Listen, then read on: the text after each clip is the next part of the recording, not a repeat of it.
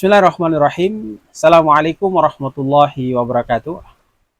Alhamdulillah, segala puji bagi Allah Subhanahu wa taala, Rabb seluruh sekalian alam yang telah begitu banyak menganugerahkan nikmat kepada kita. Pertemuan kita di kesempatan yang sangat berbahagia ini dengan kondisi hujan yang sangat luar biasa, tetapi kita harus tetap bersyukur kepada Allah karena ini adalah merupakan rahmat Allah Subhanahu wa taala. Maka setiap dari kita ketika melihat hujan, hendaknya dia membaca Allahumma sayyiban nafi'an. Allahumma sayyiban nafi'an. Allahumma sayyiban nafi'an. Saudaraku kaum muslimin muslimat yang sama dirahmati dan dimuliakan Allah Subhanahu wa taala. Pertemuan kita di kesempatan yang sangat mulia ini, insyaallah kita akan sedikit berbicara berkaitan dengan bagaimana cara kita mengikhtiarkan diri kita untuk menjaga iman dan amal soleh kita. Berangkat dari firman Allah Subhanahu wa taala di dalam Quran surat Al-Asr ayat 1 sampai ayat 3. Allah lantas menerangkan hal itu kepada diri kita dalam firman-Nya, A'udzubillahi minasyaitonirrajim. Bismillahirrahmanirrahim. Wal 'asr innal insana lafi khusr illalladzina amanu wa amilus salihat wa tawasaw bil haq wa tawasaw bis sabr. Saudaraku kaum muslimin muslimat, ayah bunda, tuan puan, abang kakak yang sama dirahmati dan dimuliakan Allah. Allah Subhanahu wa taala menginformasikan kepada kita dengan kalimat wal asr, demi masa, demi waktu, demi perputaran perjalanan kehidupan yang kita jalani di alam permukaan buminya Allah Subhanahu wa taala. Allah tegaskan pada ayat yang kedua, innal insana lafi khusr. Sesungguhnya kita sebagai manusia, benar-benar posisi kita itu berada di dalam kerugian.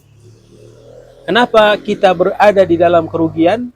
Karena waktu yang Allah berikan kepada diri kita telah abaikan untuk ketaatan ibadah kepada Allah Subhanahu wa taala.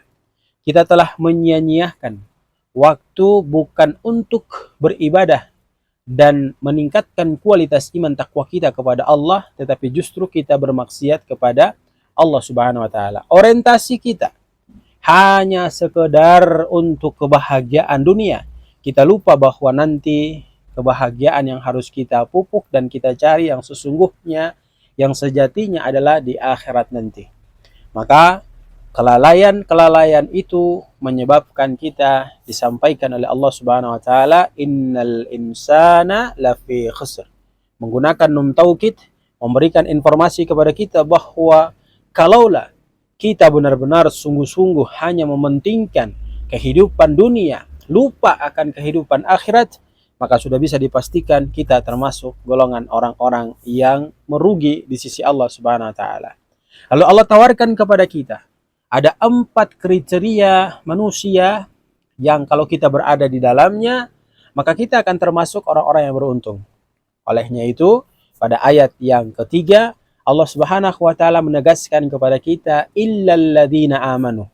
Allah memberikan ketegasan kecuali di antara kalian yang beriman kepada Allah, beriman dengan sungguh-sungguh kepada Allah Subhanahu wa taala, menjalankan semua perintah yang diperintahkan Allah, meninggalkan semua larangan yang dilarang oleh Allah Subhanahu wa taala.